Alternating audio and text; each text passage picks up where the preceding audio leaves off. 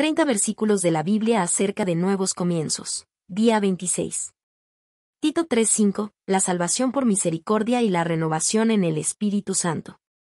Tito 3:5 es un versículo fundamental en la teología cristiana que encapsula la esencia de la salvación cristiana y el papel crucial de la misericordia divina en la vida del creyente.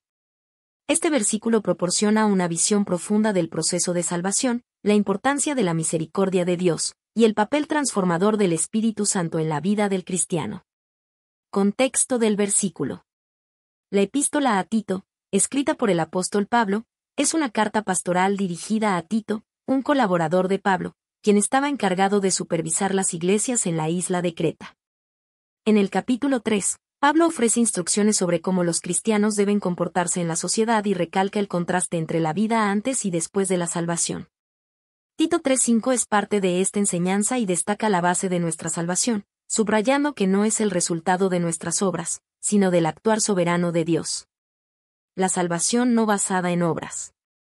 El primer punto clave en Tito 3:5 es que la salvación no es producto de obras de justicia que nosotros hubiéramos hecho. Esta afirmación es crucial para entender la doctrina de la justificación en el cristianismo. A diferencia de muchas religiones y sistemas de creencias que enfatizan la necesidad de buenas obras para alcanzar la salvación, el cristianismo enseña que la salvación es un regalo inmerecido de Dios, recibido a través de la fe en Jesucristo.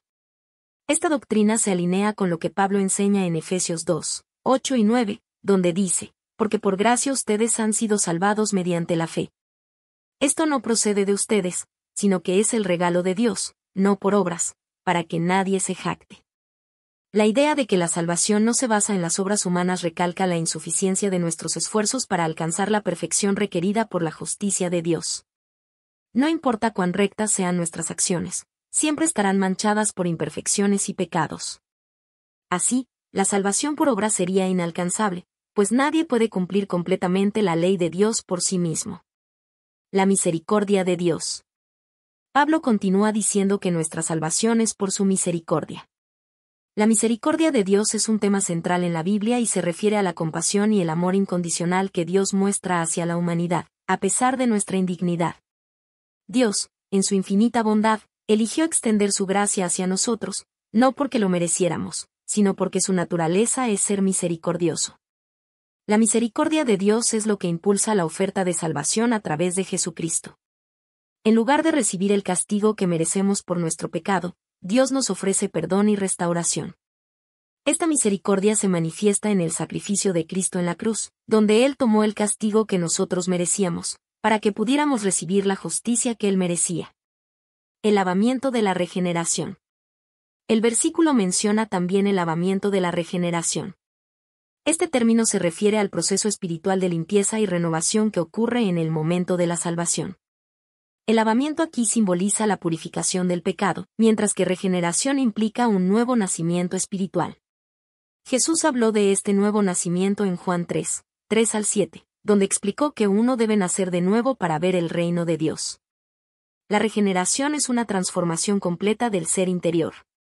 Cuando una persona es salva, experimenta un cambio radical en su naturaleza, pasando de una condición de pecado y corrupción a una nueva vida en Cristo.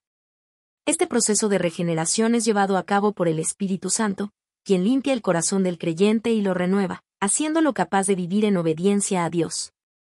La renovación en el Espíritu Santo.